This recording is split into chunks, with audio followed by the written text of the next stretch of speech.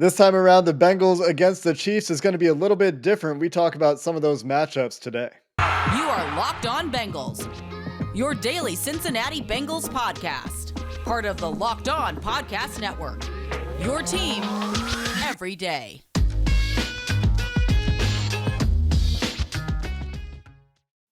What up, Bengals fans, and welcome to another episode of the Locked On Bengals podcast. I'm your host, Jake Lisco. He's your host, James Rapine. Today, we're joined by friend of the podcast, Mike at Bengals_San Santagata, to talk to us about what the Chiefs have been doing maybe a little bit differently since week 17 when the Chiefs came to Cincinnati to play the Cincinnati Bengals. There are obviously going to be some differences this game just in terms of personnel. Orlando Brown, very likely to play left tackle.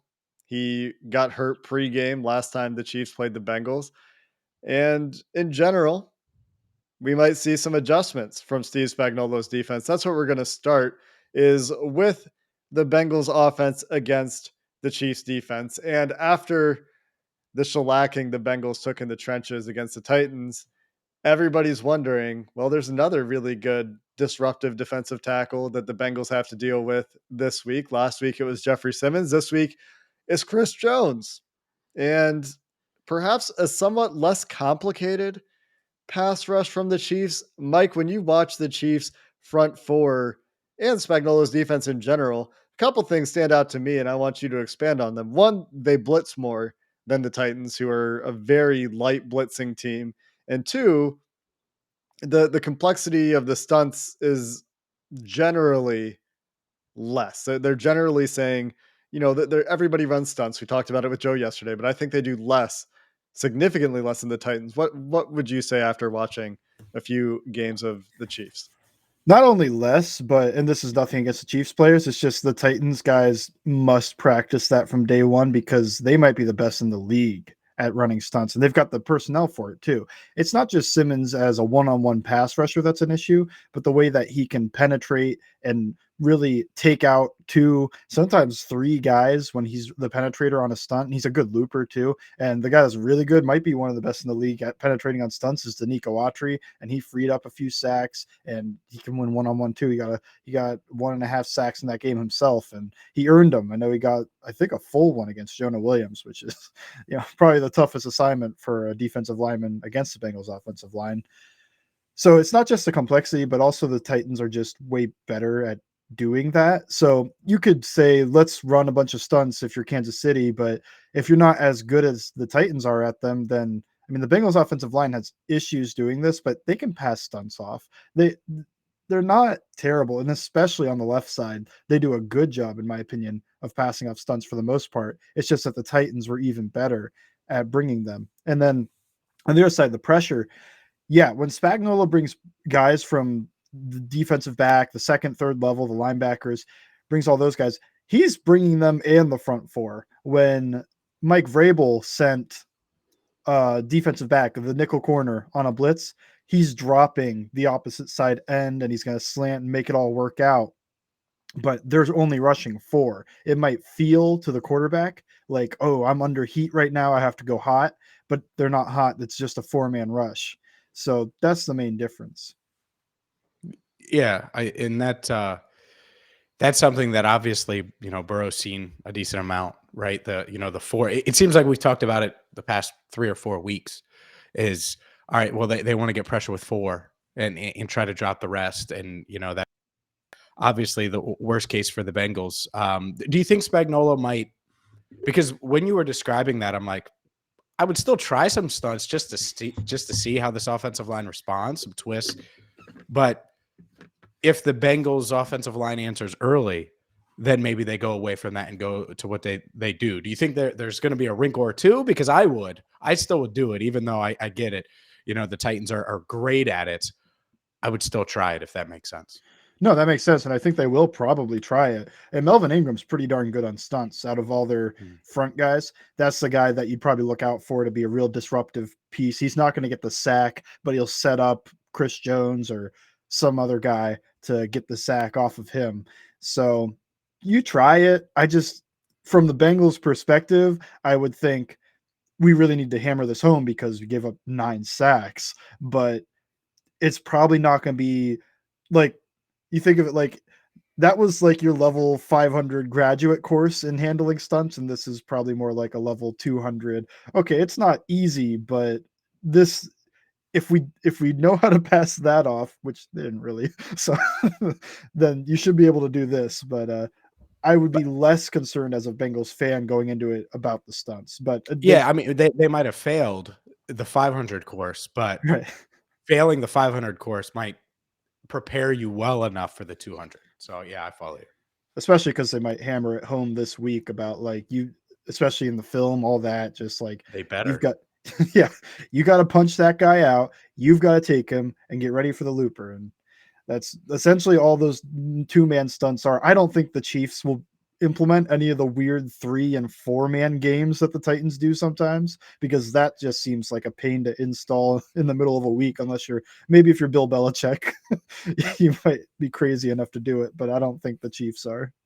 I think it's something that you would do if you've done it. If you have the ability to be as multiple as the Chiefs are, as the Patriots are, as the Bengals sometimes are, although I wouldn't even say that the Bengals really approach what the Titans do, especially on the front. I think they're quite multiple in coverage. And that's the other piece of this is we talked about it with Joe yesterday as well. So if you missed yesterday's show, I guess if you're listening for the first time this week, we talked with Joe Goodberry about this matchup a little bit yesterday as well. But Joe Burrow needs to process better this week than he did against the Titans. And the last time the Bengals played the Chiefs, I think Joe Burrow had a fantastic game. He was really good in the pocket. He was good at evading pressure when it came off the edge, and it mostly did come off the edge, although Chris Jones did make some noise. And it's still Chris Jones that scares you the most. I mean, Melvin Ingram is a fine player. He's still really good, but it's still Chris Jones that is the guy that you circle in the film room on the whiteboard when you're drawing things up.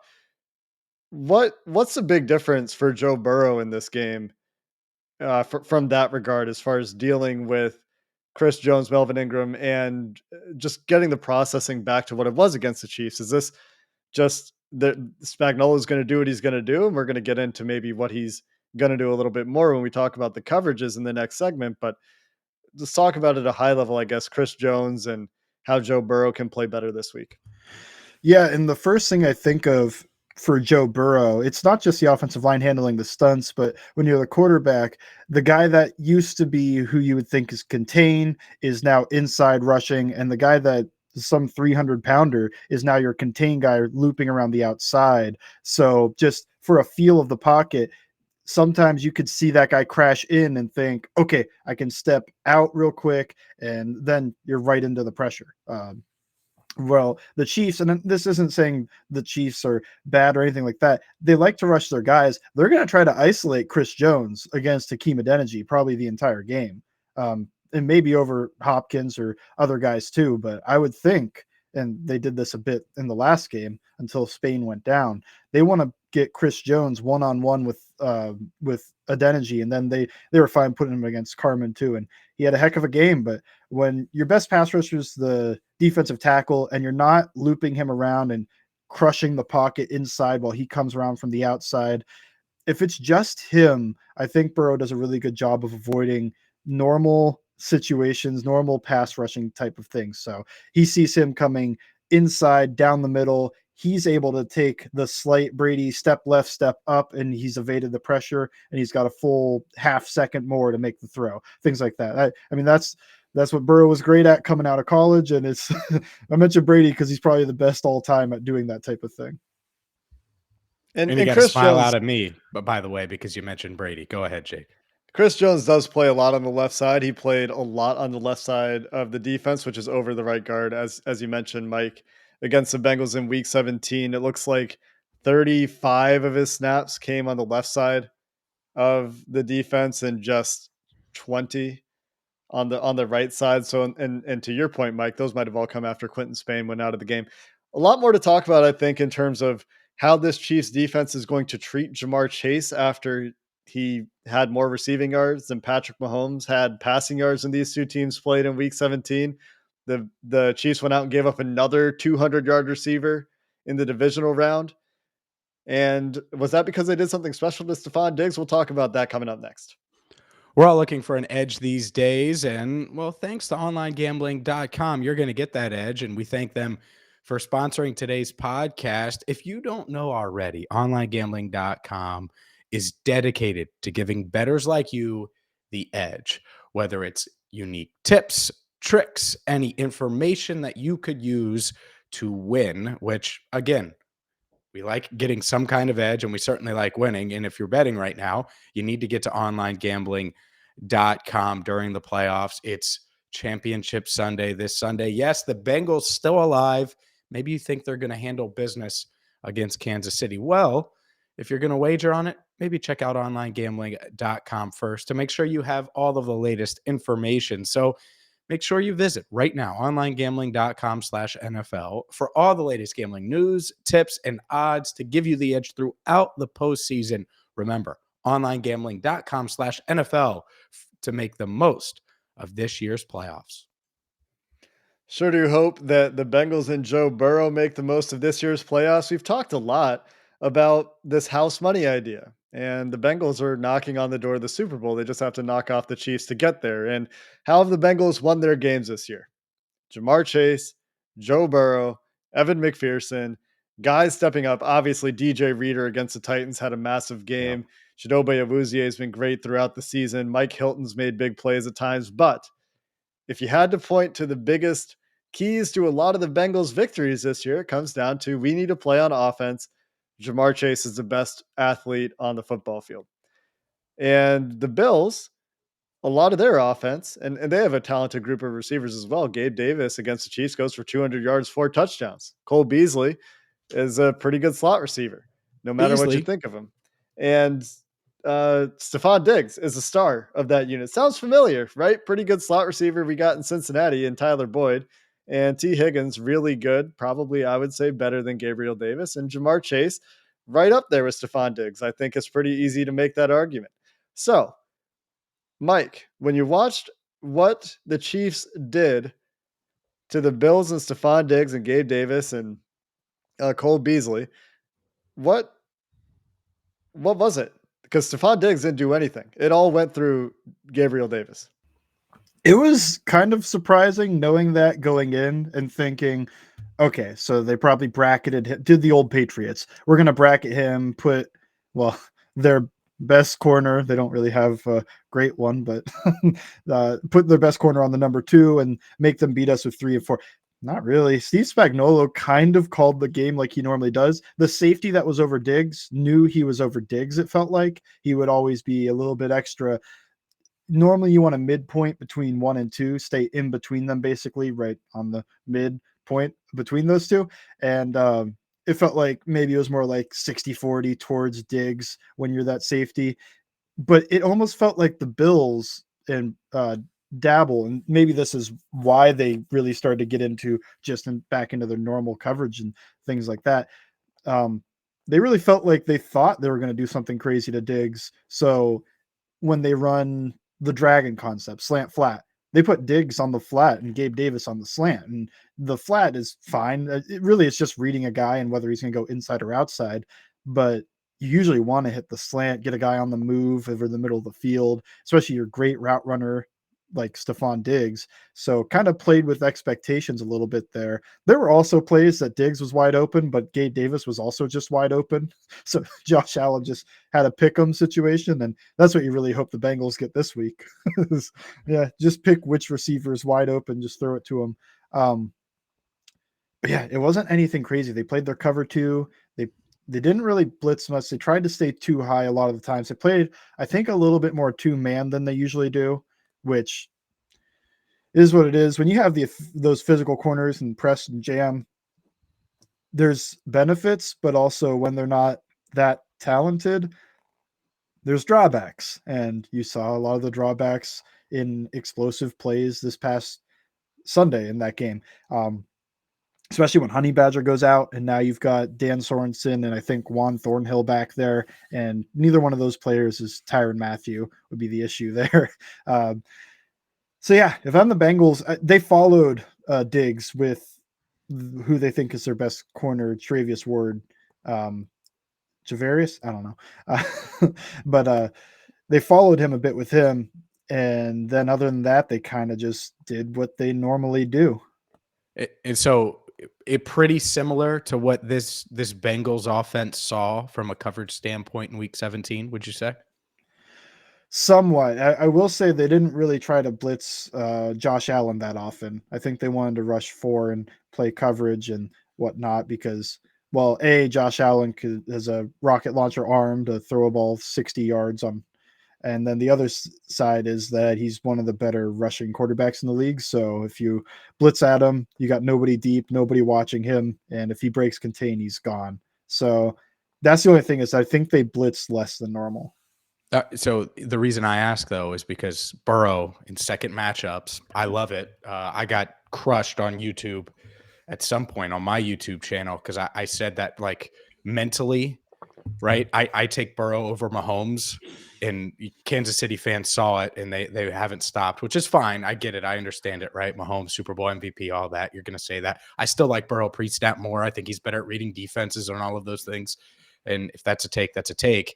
But one of the reasons I think the Bengals have a puncher's chance or better on Sunday is because of that, because it's Burrow against this defense that does get torched by high-end quarterbacks, but it's for the second time. So I expect him to potentially be just as good as he was in week 17.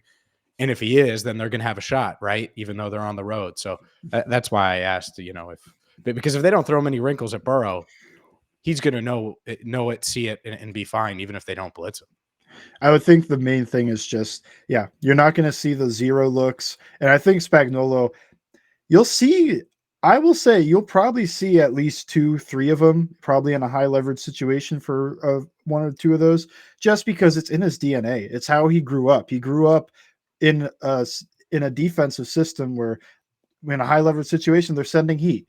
And so he's going to think maybe not 3rd and 27 again, but maybe a 3rd and 6. He thinks, okay, they like quick game here or something. So we're going to try to jam the snot out of these receivers and get home before they can get off of the line. And if Burrow beats that, he beats that. If the corners can, almost a little bit of an X factor is how loose are the officials with the whistle, because these Chiefs corners are going to grab. They're grabbing Diggs the entire game. They're grabbing Gabriel Davis. Not that it helped. They're grabbing everybody, and that's just kind of how they play. So a little bit of an X factor that I don't know if anybody's going to talk about is, are the officials going to be a little bit loose with the whistle and let these corners get away with mugging the receivers, or are they going to be tight like they were in Cincinnati and call that, which is rightfully holding and illegal contact and DPI?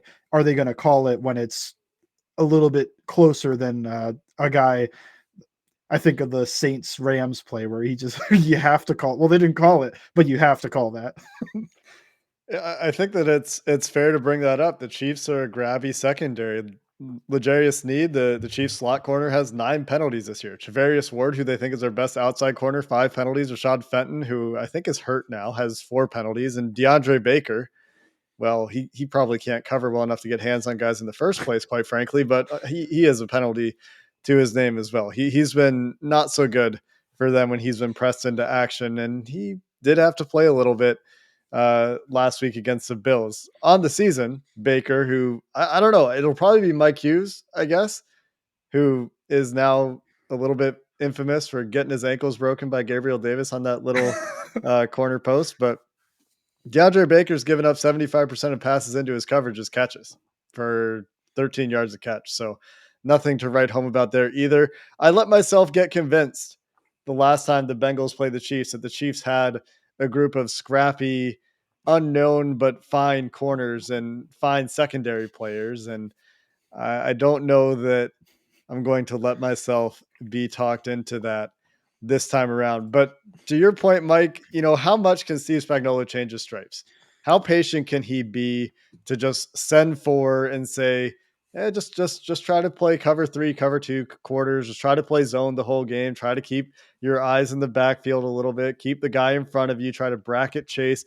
It just doesn't seem like something that they really have the personnel for. They're built for a Spagnuolo defense that wants to be aggressive and wants to get the blitzers going. And, B, it's just, it just seems like it's not something that he'll do for a whole game. So unlike what the Raiders do and what the Titans did, I think there will be opportunities downfield in this game, and it'll be up to the Bengals to hit them. Coming up next, let's talk a little bit about what the Bengals can do on defense. They held the Chiefs to 3 points in the second half in week 17. Some of that's because the Chiefs barely touched the ball, and I don't think it'll be so easy this time around. We'll talk Bengals D versus Chiefs offense coming up next. But first, you have to GetUpside, the incredible app that's going to save you money at the gas pump every time you fill up. And right now, when you download the GetUpside app in the App Store or Google Play, all you have to do, you download it, you enter promo code touchdown, and you're going to get 25 cents per gallon or more on your first fill up, cash back. It's free money that you get just for downloading the app. It's a little bit of effort that goes a long way. Don't pay full price at the pump anymore. Download the GetUpside app, use promo code touchdown, and you're going to get up to 25 cents off per gallon when you fill up, cash back. You can get that money and take it, put it in your PayPal account, your bank account, get an Amazon gift card, send it to me, buy Jake something special. Maybe you want to get Sam something for all of his film breakdowns. You could do all of that with all of this extra money with the GetUpside app. Again, use promo code touchdown to get up to 25 cents off per gallon every time you fill up. GetUpside, promo code touchdown. That's for all of you fine folks driving out to Kansas City this weekend to catch the Bengals in the AFC Championship game. This episode of the Locked On Bengals podcast also brought to you by Built Bar, the protein bar that tastes like a candy bar, maybe even better than a candy bar, especially if you get my favorite, the coconut brownie chunk with those little pieces of brownie in, like actual pieces of brownie in a protein bar. It sounds crazy, but it's delicious. And like all Built Bars, tends to be on the healthier side. Well, all of them are on the much healthier side. Most Built Bars are around 130 calories with just 4 grams of sugar, 4 grams of net carbs, and 17 grams of protein. Compare that to a candy bar, which we're arguing the Built Bars can taste better than. Candy bar has 240 calories, 30 grams of sugar, all those net carbs that you don't want to deal with. So instead of the candy bar, maybe get a Built Bar that's going to taste better and be better for you. If the brownie thing isn't your favorite, maybe check out the other flavors: cookies and cream, salted caramel, mint brownie, raspberry, coconut almond without the brownies. Plenty of choices for you at built.com. Right now, you can save 15%. Use promo code LOCK15. Again, promo code LOCK15 for 15% off your order at built.com. Well, we've got a very explosive offense that the Bengals have to deal with. And we haven't even talked about the crowd noise. We'll talk about the crowd noise again probably in a couple of days. Arrowhead loves to talk about how they're the loudest place in football, but not really a factor when the Bengals defense is on the field and Patrick Mahomes is on the field. So some things that stood out to me when I was watching Patrick Mahomes against the Bills is he was so good at extending plays against the Bills. This is obviously a calling card for Patrick Mahomes throughout his career, but he was holding the ball longer. He was evading pressure better because the Bills got a ton of pressure. And you look at PFF, they're right around 40% in pressure rate. But despite that, Patrick Mahomes takes like 2 sacks, maybe. I think it was 10% of those pressures turned into sacks because he just slipped away from guys when he was nearly in the grasp, and was also really good running the ball. Now you compare that to the Steelers game where they got less pressure, similar amount of sacks. Patrick Mahomes was much worse against pressure. That's the first thing for me is take a look at your pressure designs, how you're planning to contain Mahomes, because seems like if he can really extend plays, get outside of the pocket, when you got the speed they have a wide receiver, that gets more dangerous than anyone the Bengals have played since they last played the Chiefs. Oh, yeah. And I mean, the Bengals should have a somewhat feel for how do you contain a guy that can extend plays and run, because they play Lamar Jackson twice a year. So you face him, the guy, and he's honestly, Lamar's not probably as good at just kind of be doing the Brett Favre run around and throw a ball 60 yards type thing, but still contain on your rush and make sure you're not leaving your feet and I mean, with Mahomes, he moves well for a quarterback, but it's for a quarterback. And I think if you're a defender, you see that, and I don't know, he's a little bit slippery, he's a little bit shifty, but you just got to hit him. You can't. I feel like you can't play the game of trying to chop your feet and move with him because he's trying to do all that type of thing. Um, I don't know. You have to finish your pressures with sacks with Mahomes because, and we saw this in the Bengals game, when you don't finish those pressures into sacks and you leave, let's say he's stepping up, he's making those Mahomes throws where he's looking and throwing sidearm and extending plays, throwing deep. It was insane on Sunday what he was doing, but it makes you think, well, hey, is that performance completely repeatable? And B, how do you stop him from just moving around, running around in the backfield a whole bunch? And I think they might take a little bit of the Lamar, not the cover zero thing that they do to Lamar, but take the little bit of the must rush. Try to get there, but don't give him a way out while you're on your way there. Like don't just rip around the edge. Although I do think that Trey Hendrickson has a bit of a speed advantage against Orlando Brown trying to go around the edge. So do it sometimes, but not all the time. I don't know. It gets complex where you're like, sometimes this pressure is just worth it. Just go get the pressure. Sometimes it's okay. You really need to contain him and make sure that he's not going to escape the pocket and just do Mahomes things. And because when you're in the coverage and they've got 3 different 4-3 athletes, probably all running somewhere at least 15 yards downfield and running away from the corner, eventually that just they end up separating. And that's nothing to do with the corners that are covering these guys. It's just that's Tyreek Hill. And I don't care if Chidobe Awuzie runs a 4-3-3. Tyreek Hill could probably run a 4-2-3, maybe in pads. So it's just tough. You have to make sure that you're able to get to him before those speed demons are able to get downfield and away from your cornerbacks. They're going to have Orlando Brown back, but the Bengals, and I forgot about this. It feels like it was forever ago. It was 23 days ago as we record this. It was just January 2nd. But Jermaine Pratt had COVID, missed this game. Logan Wilson was coming back. It was his first game back. And I know it wasn't his best game by any stretch, but having those two guys, obviously it helps. It goes without saying you want both of them out there.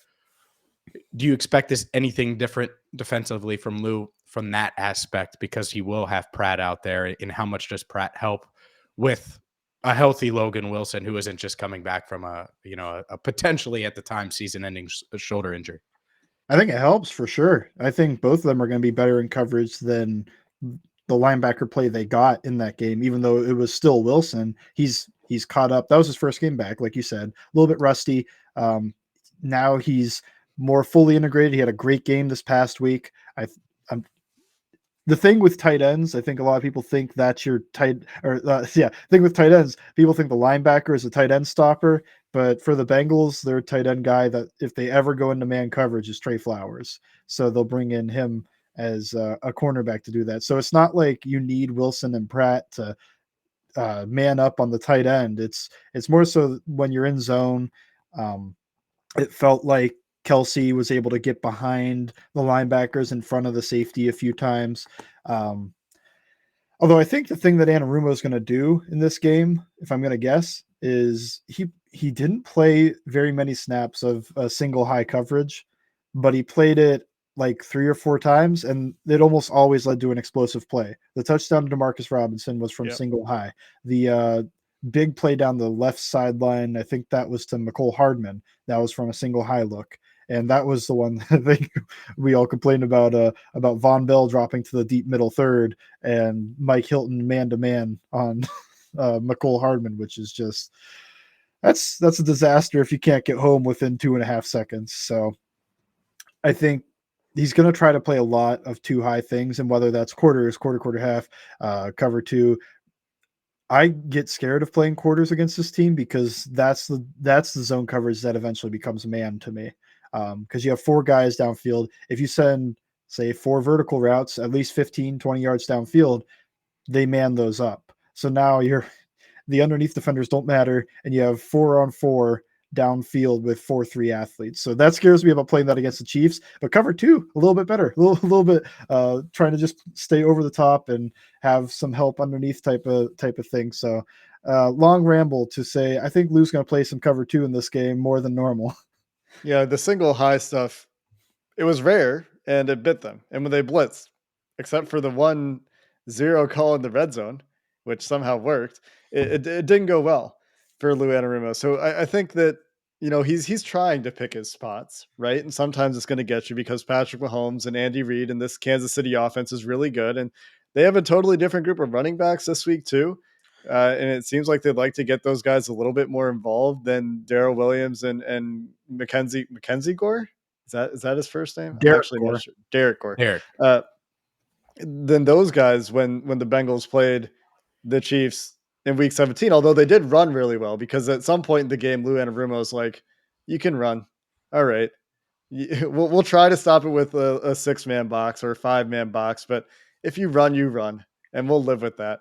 The Bengals really did a great job of playing keep away from the Chiefs in the second half. You might remember that the Bengals had 2 interception opportunities that they didn't come away with against Patrick Mahomes, who's cleaned up the turnover worthy plays. He hasn't really made those mistakes in the playoffs that he made against the Bengals in Week 17. But again, just like Tannehill, that's out there. That's part of Mahomes' game. Somebody mentioned Brett Favre. Mike, you mentioned Brett Favre earlier.